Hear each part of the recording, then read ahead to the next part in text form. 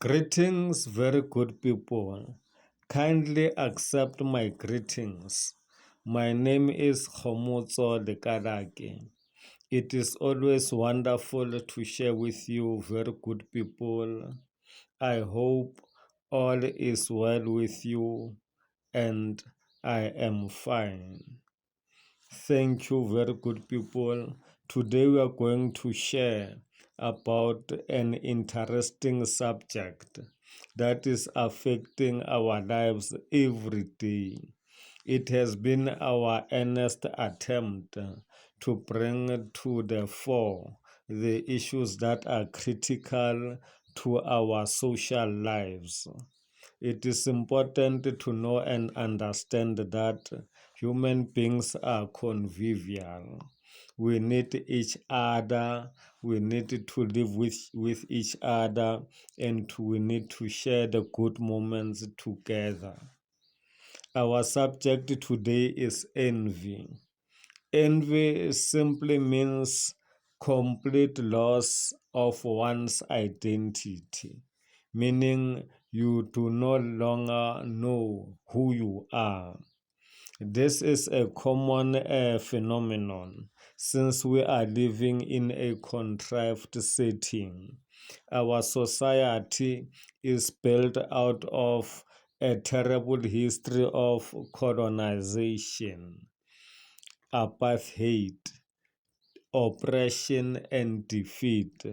This terrible history make us to look at each other with the lenses which are imposed on us or which are forced to us to look at each other with foreign eyes of a person who lost their identity, and they are forced to look at each other with the new identity that is inculcated in us, so that we can now look at each other from or with Western eyes.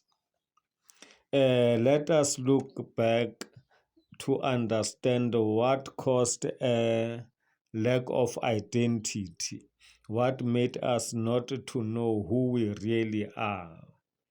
Number one, I will speak about our heritage.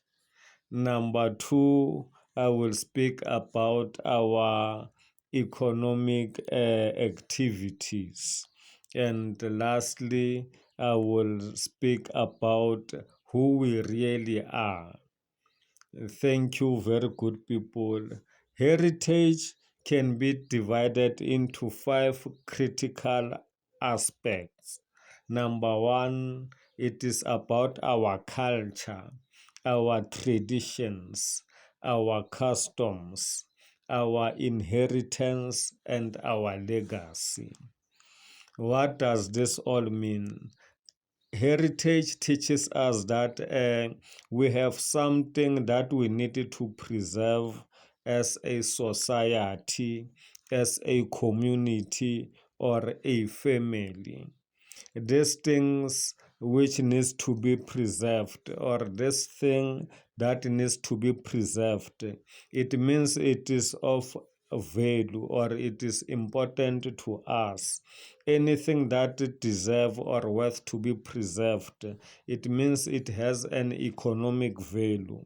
You cannot preserve or you cannot keep safe a counterfeit or anything that does not have value. Now, to be precise, during the days of colonization and apartheid, when the people were oppressed and they were defeated, our heritage was eroded. We were taught everything about the Western culture, and that everything has value only and only if it is in line with Western civilization. Western civilization has reached its proportions. Now that is why many of us are starting to suffer unprecedented social illnesses. That is why the spirit of envy is growing so much to many people or in many people, whereby we experience attitudes such as envy, greed, and jealousy, which causes behaviors such as betrayal, deception, and disappointment. What does envy mean? What does it do to our heritage? Immediately, who you are, let me speak about our culture. Immediately, you are not recognized for who you are. For instance, I am speaking from a Tswana background, ke Motswana by origin. As a Motswana person, there are things that identifies me to be a human being. All those things result from my culture. There are songs that I sing as Motswana to make myself know and understand who I am. There is a kind of food that defines who I am, and there is a way that signifies that ke Motswana. All that was eroded by the Western culture. It is fashionable to wear clothes from Italy, from other international countries, unlike to be wearing the clothes which defines me about my race or my culture. Furthermore, there are things that we normally do as people. For example, in Setswana, we normally say madume ga a fele. What that simply means is that you can greet a person many times on the same day. That is how we know each other. The more we greet, we feel and understand that we are just simply saying that we are still together and everything is still fine. Because in our greetings, we don't just greet and pass each other by. We greet and ask, how did you sleep yesterday? How do you feel this morning? Later in the day, we'll also greet and ask you, how has you been doing until thus far? In the evening again, we'll greet and say, how did you do during the day? That is how much we can take our traditions back to understand who we really are. But since now we are living in a heterogeneous society, living in the urban areas where we find people from different walks, it is normal just to pass by without any form of greetings. In our tradition, it is disrespectful just to pass an elderly person without greeting them, or just passing each other without without greetings. That is some of our traditions which are eroded to accommodate the people from different backgrounds under Western civilization. There are customs. Sometimes we grow and we learn things differently. We slightly shift from our traditions. We believe that no man, the way the old people were doing things, there were some improvements that were needed to adjust some of the things. Then we, from that tradition, we customize, we cut it to our to our size. We do what we think it is better in our families and also in our communities, so that we agree that from this thing that has been normally happening, I'm going to do it in a particular way. That does not mean you completely come out of what was normally being done. You are just shifting or just adjusting it to suit your family and the people around you.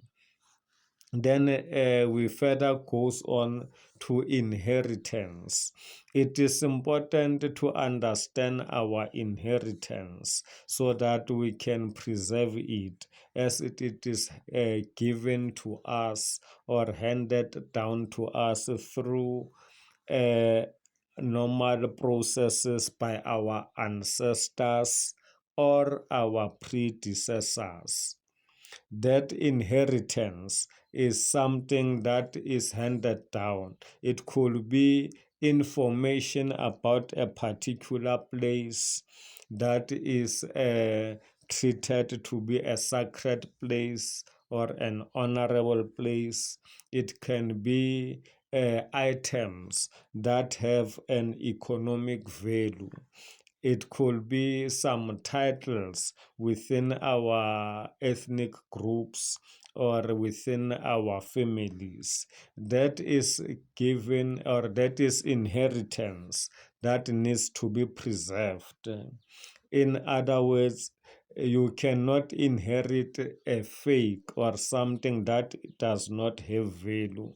Whatever you inherit makes you to become worthy or be recognized. Then we speak of legacy, what is given directly to a particular person in the family, in the community, or in the society. This is handed down or given officially to a particular person, group, or members of the family. This legacy is what help us to be able to be economically active. Everything of value that has been preserved for years can be exchanged at an open market for economic benefits. That shapes who we are. That is what defines our identity. All these things speak to our economy. When you know who you are and understand the worth of everything that you have, it is easy for oneself to know that they are valuable and that they can make or they can enter into financial transactions with from what they have and with what they can do. That is very important for each and every one of us to know the basis of economic activities. You need to have something of value that can be sold at an open market for economic benefits or financial gain. That is to make profit out of what you have inherited or out of your legacy. Then we continue to our third and final aspect. We are petitioned into three. We are three in one. That is, we are spiritual, physical, and psychological. The physical part of us is always visible in many ways. That is our tangible body structure. And our spiritual is temporary. Then our psychology is forever, meaning the spiritual part of things is temporary and the psychological part is forever, and the physical part is temporarily. The physical part is what we are going to entertain. Let me just speak about the spiritual part and the psychological part. The spiritual part is simple. It is the Spirit of God that liveth within us for a moment.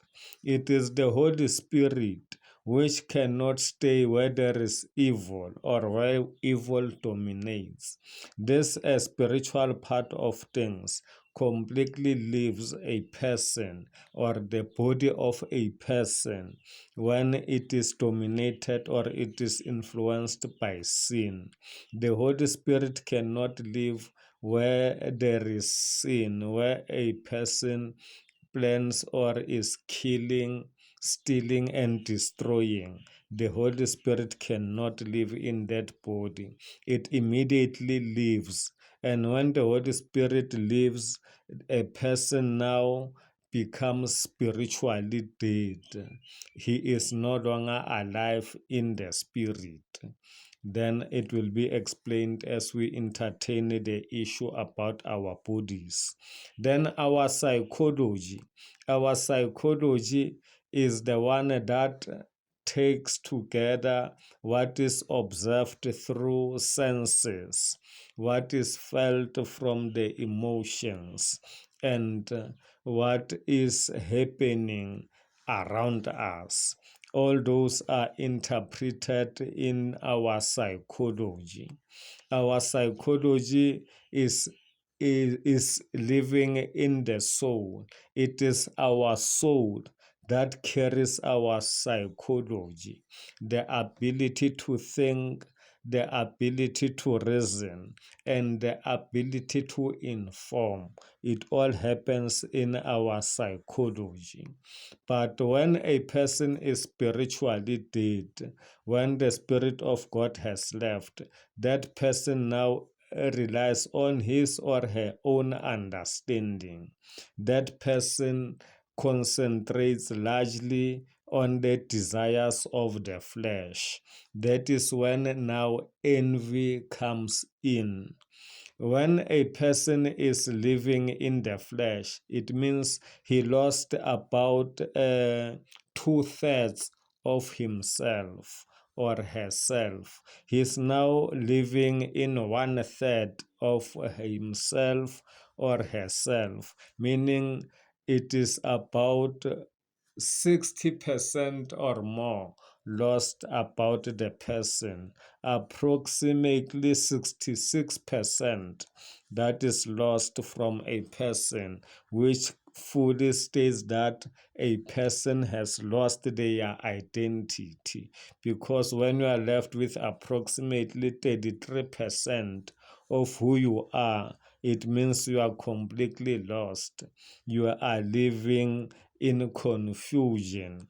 When you live in confusion, meaning you do no longer have an identity, you look at what is appealing or at what is generally accepted or anything that is fashionable.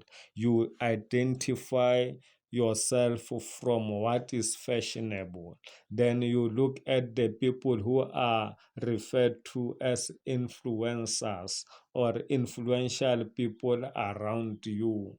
You start to look at such people. You start to pick up the things that makes them popular in your community or in the family.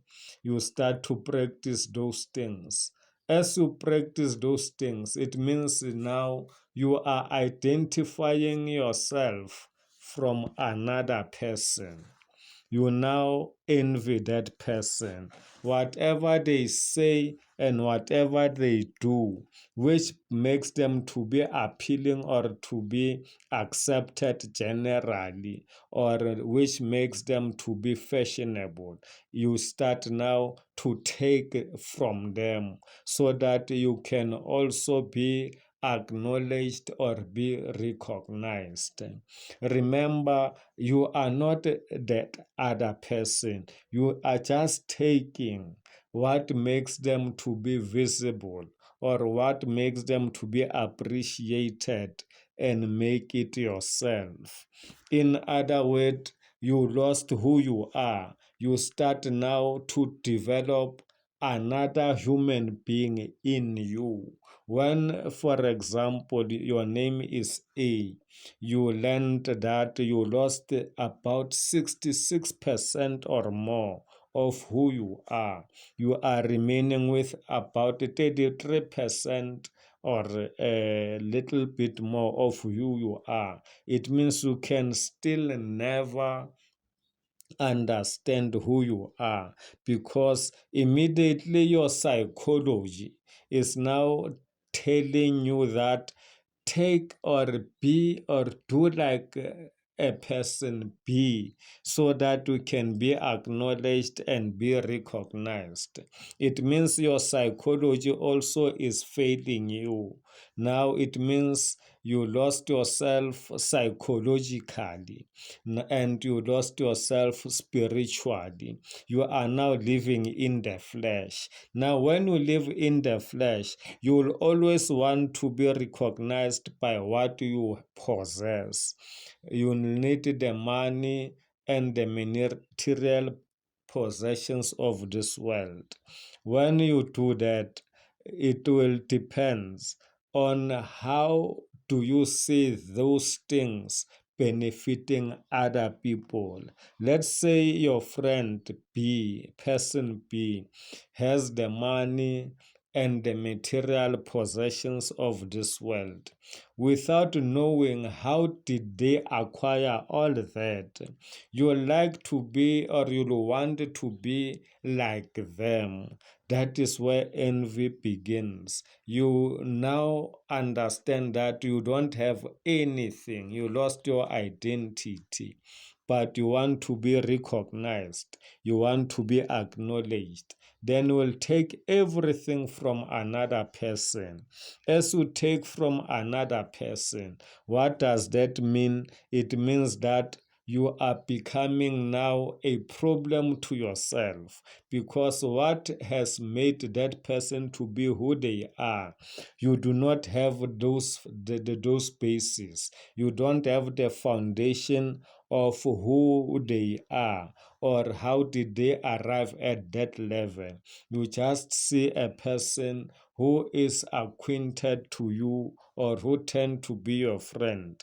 You don't know their background fully so, or you don't know what did they do, what do they do behind the scenes to achieve what you see them having, which makes them to be acknowledged and recognized.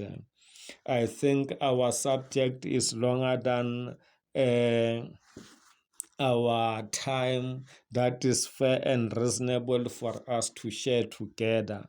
I think I will cut it at this point for today, since it is apparent that we need more time to break the subject of envy further. This subject will come again in our next topic. Now, thank you, very good people, for always watching our videos. Thank you, very good people, for always being patient to listen to what we are sharing with you. It is always my pleasure and a wonderful opportunity for me to shed the light with you. Thank you, very good people. Kindly continue to subscribe, like, and to make your comments about our videos. We learn a lot from you, very good people. Shalom.